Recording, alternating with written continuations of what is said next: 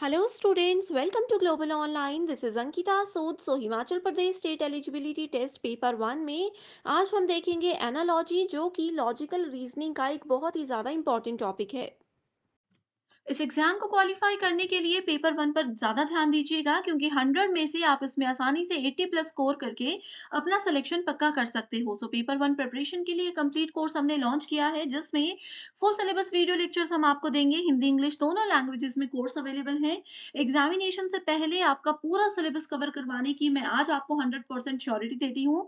Full syllabus notes है, full syllabus mock test आपको मिल जाएंगे जिसमें से as it is question exam में पूछे जा सकते हैं। ये वीडियो लेक्चर्स में भी पहले आपके थ्योरी कॉन्सेप्ट्स क्लियर करवाए जाएंगे जो कि बहुत ही इजी लैंग्वेज में होंगे, ट्रिक्स के साथ आपको याद करवाई जाएंगी चीजें। साथ ही वीकेंड पे आपके लिए मॉक टेस्ट और एमसीक्यू सीरीज भी लाई जाएगी ताकि जो पूरा वीक आपने पढ़ा है उससे बहुत अच्छे से आपकी रिवीजन हो जाए। 2000 प्लस एमसीक्यू क्वेश्चन बैंक में हम आपको देते हैं previous year questions, most repeated questions और एक्सप्लेनेशन के साथ। यहाँ पर सारे क्वेश्चंस आपको मिल जाएंगे एंड इसमें से भी as it is questions exam में पूछे जाते हैं। इसके लिए आपको सिर्फ एक ही बार फीस देनी है, 2000 रुपए। जब तक आपका एग्जाम क्वालिफाई नहीं हो जाता तब तक आप इसका फायदा उठा सकते हो। फ्री वीडियोस के एक्सेस के लिए ग्लोबल ऑनलाइन ऐप को डाउनलोड कीजिए। स्टोर सेक्शन पर सर्च बार में आपको कोर्स का नाम लिखना है। इस कोर्स के अच्छे से आप लोग ओवरव्यू को जरूर पढ़िएगा। इसकी ड्यूरेशन 6 मंथ्स है। कंटेंट पर क्लिक करने के बाद आपके सामने मेरे सेपरेट सेशंस आ जाएंगे। इसमें अभी 150 से ज़्यादा सेशंस आपको मिलते हैं एंड मैं आपको श्योरिटी देती हूँ कि इन लेक्चर्स के अलावा आपको कुछ भी कहीं से भी पढ़ने की ज़रूरत नहीं है। आपको यहाँ पर फुल सिलेबस मॉक टेस्ट मिल जाएँगे दोनों लैंग्वेजेस में। फ्री डेमो वीडियोज़ अलग-अलग एजुकेटर्स की आपको मिल जाएगी। 2000 एमसीक्यू पीडीएफ है, हिंदी एंड इंग्लिश दोनों लैंग्वेजेस में। यूनिट वाइज़ फ़ोल्डर्स हैं, जहाँ पर आपको थ्योरी लेक्चर्स अलग हैं, एमसीक्यू सेशंस आपको अलग मिल जाएँगे, मॉक टेस्ट हैं और इवैल्यूएशन टेस्ट है जो कि एग्ज़ाम को क्वालीफाई करने के लिए काफ़ी है। तो स्टूडेंट्स जल्दी से आप गिवन नंबर्स पर कॉन्टैक्ट करके हमारी टीम से इस कोर्स की पूरी जानकारी ले सकते हो एंड जल्दी से इस कोर्स को जॉइन भी कर सकते हो। एनालॉजी के इंट्रोडक्शन से शुरू करते हैं। Analogy is a visual representation of how two things are comparable. इसको सादृश्य भी कहा जाता है। ये एक ऐसी चीज होती है जिसमें हमें दो चीजों के बारे में तुलना करके दिखाई जाती है।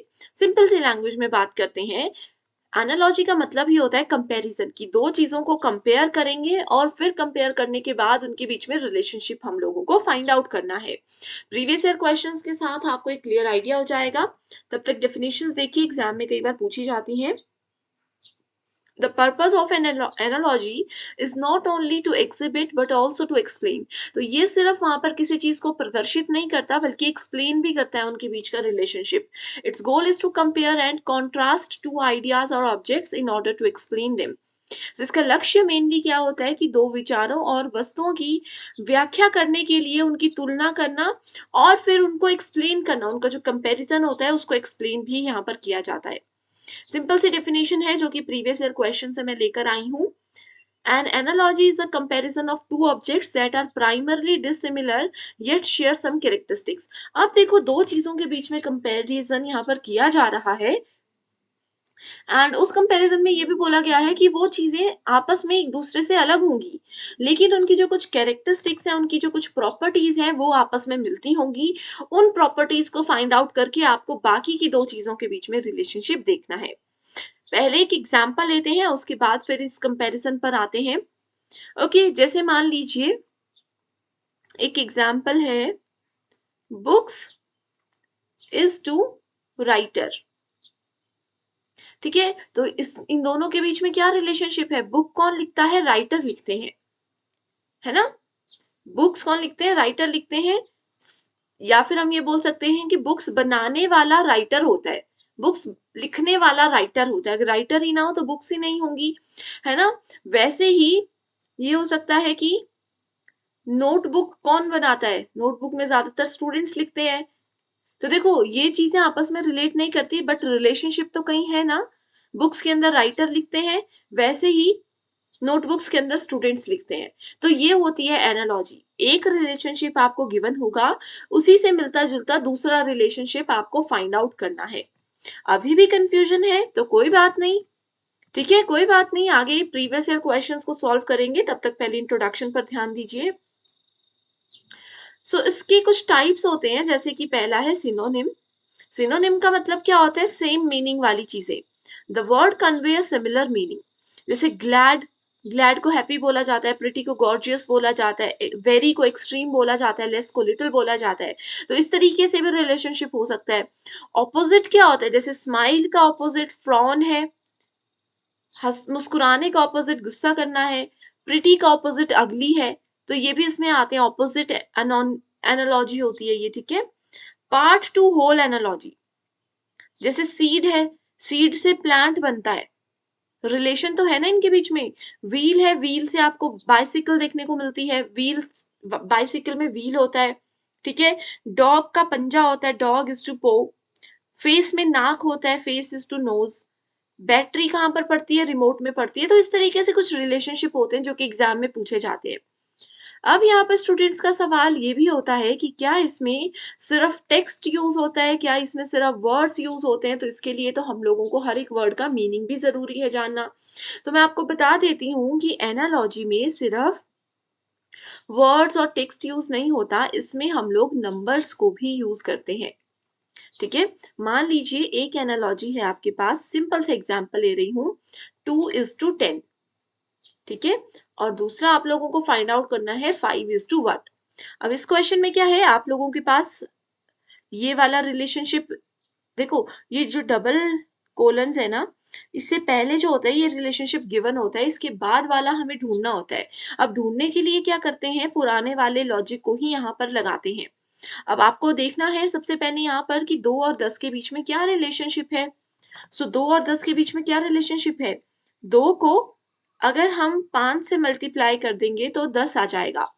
सेम यहाँ पर जो मिसिंग नंबर है, इसको फाइंड आउट करने के लिए हमें क्या करना है, इस नंबर को 5 से मल्टीप्लाई करना है, तो वो आंसर आ जाएगा 25, इस तरीके से, ठीक है। इसका एक और एग्जाम्पल बताती हूँ, 10, सॉरी, इसको आप ऐसे लिख सकते हो, 10:14। और सिमिलरली आपको यहाँ पे रिलेशनशिप फाइंड आउट करना है 120:1। अब देखो 10 और 14 में क्या रिलेशनशिप है, 10 के बाद 4 को ऐड करोगे तो 14 आ जाएगा, है ना। सेम रिलेशनशिप हम लोगों को देखना है कि 120 के बाद 4 ऐड करेंगे तो 124 आ जाएगा। सो यही करेक्ट आंसर होगा। और भी लॉजिक होते हैं, ये सिंपलेस्ट चीजें मैं बता रही हूँ आप लोगों को, ठीक है। एग्जाम में तो इससे थोड़े से डिफिकल्ट लेवल के क्वेश्चंस आते हैं, वो अभी हम आगे देखेंगे। सो देखो ये क्वेश्चन गिवन है, प्रीवियस ईयर क्वेश्चन ही है। There is a certain relationship in the given word pair. Which of the following pairs given in the options have the same relationship as the following pair of the words? यानी कि दिए गए शब्द युग्म में एक निश्चित संबंध है, विकल्पों में दिए गए शब्द युग्मों में से किस में वही संबंध है जो निम्नलिखित शब्द युग्म में दिया गया है। सो देखो, वैल्यूएबल, वर्थलेस, बहुमूल्य चीज क्या होती है, मूल्यहीन होती है। जिस चीज की हमें वैल्यू होती है वो हमारे लिए बहुत ज्यादा मूल्यहीन होती है। अब जैसे मैं बोलती हूँ कि मेरे लिए मेरी फैमिली एक वैल्यूएबल चीज है, तो उसका मूल्य हम नहीं लगा सकते, वो वर्थलेस है, ठीक है। वैसे ही नोवाइस एक्सपर्ट, नौ सीखा जो है वो विशेषज्ञ से रिलेट करता है, ओके। नॉलेज के लेवल पर अगर देखें तो ये करेक्ट आंसर है। ये देखो नंबर्स का यहाँ पर दिया हुआ है, select the option that is related to third number। इसको पढ़िए फटाफट से। Select the option that is related to third number in the same way as second number is related to the first। Okay, so ये पूछा है, देखो exam में बहुत इजी है। 52:91, सो 72 किसके साथ रिलेट होगा। ओके, सो ये क्वेश्चन पहले भी आ चुका है एग्जाम में, 2 से 3 बार सेम क्वेश्चन को पूछा गया है। चलो उस पे जाने से पहले, जैसे आप लोगों को लग रहा है ना प्रीवियस ईयर क्वेश्चन की एक्सप्लेनेशन में डाउट है, सो देखो क्या होता है, वैल्यूएबल, वर्थलेस, ये क्या है, ये दोनों एक दूसरे के एंटोनिम्स है। सिनोनिम्स क्या होता है, सेम मीनिंग, एंटोनिम्स होता है ऑपोजिट मीनिंग, ठीक है। वैसे ही नोवाइस है, ये क्या होता है, नौ सीखिया जिसको कुछ भी नॉलेज नहीं है, और एक्सपर्ट इसका ऑपोजिट है जिसको पूरा नॉलेज है, ठीक है। सो इस तरीके से हमने इसका करेक्ट आंसर आइडेंटिफाई किया था। अगला अगर देखते हैं, सो 52 और 91 के बीच में रिलेशनशिप आपको पहले फाइंड आउट करना है। देखो मैंने कहा था ना इतने इजी नहीं आते, थोड़े कॉम्प्लिकेटेड क्वेश्चंस आते हैं। सो इसमें आप क्या करोगे, कॉमन देखोगे क्या है, 13 दोनों में कॉमन है, 52 और पहले इसका रिलेशनशिप फाइंड आउट करो, उसके बाद आगे वाला आसान हो जाता है। 52 और 91 में कॉमन क्या है, 13 है। क्या क्या कॉमन है, 13 को 4 से मल्टीप्लाई करेंगे तो 54 आ जाएगा, और 13 को 7 से मल्टीप्लाई करेंगे अगर तो 91 आ जाएगा। ठीक है, सेम रिलेशनशिप हमें फाइंड आउट करने के, सेम पैटर्न हमें यूज करना है मिसिंग नंबर को ढूंढने के लिए। तो 72 क्या है, किसको 4 से मल्टीप्लाई करेंगे कि 72 आ जाएगा, 18 को, 18 into 4 is equals to 72। Similarly अगर हम करते हैं 18 इंटू 7, क्योंकि यहाँ पे पहले 13 इंटू 4 था, फिर 13 इंटू 7 किया, सो यहाँ पर अगर 18 इंटू 4 आ रहा है तो डेफिनेटली यहाँ पर 18 इंटू 7 आएगा। So 18 into 7 is 126। So correct answer here is option number 4, 126। Okay, next देखिए यहाँ पर क्वेश्चन है, odometer is to mileage as compass is to what. Odometer जो होता है वो माइलेज को चेक करने के लिए यूज होने वाला एक इंस्ट्रूमेंट है, जैसे सेंटीमीटर से हम लेंथ नापते हैं, है ना। हमने किलोबाइट मेगाबाइट पढ़ा है आईसीटी में, उससे हम क्या मापते हैं, मेमोरी का साइज मापते हैं। वैसे ही ओडोमीटर से माइलेज मापी जाती है, वैसे ही कंपास से क्या मापा जाता है, कंपास से क्या मापा जाता है, इससे डायरेक्शन मापी जाती है। कंपास होता है ना, वो डायरेक्शन बताता है, नॉर्थ ईस्ट साउथ जो भी है।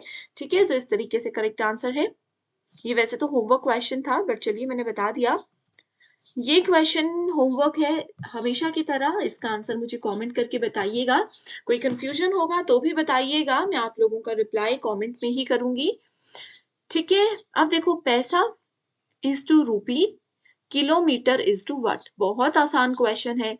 ठीक है, अब ऑप्शन में ना 1 2 3 4 मत लिखना, पूरा लिखना, मीटर, हेक्टोमीटर, यूनिटल, डेसीमीटर जो भी है, डेकामीटर, क्विंटल, हेक्टोमीटर, मीटर जो भी है वो आंसर लिखना, डायरेक्ट ऑप्शंस मत लिखना। ठीक है, सो ये आई होप स्टूडेंट्स आंसर जल्दी से आप लोगों ने अभी तक कर भी दिया होगा। So thank you so much everyone for watching this video, and I wish you all the very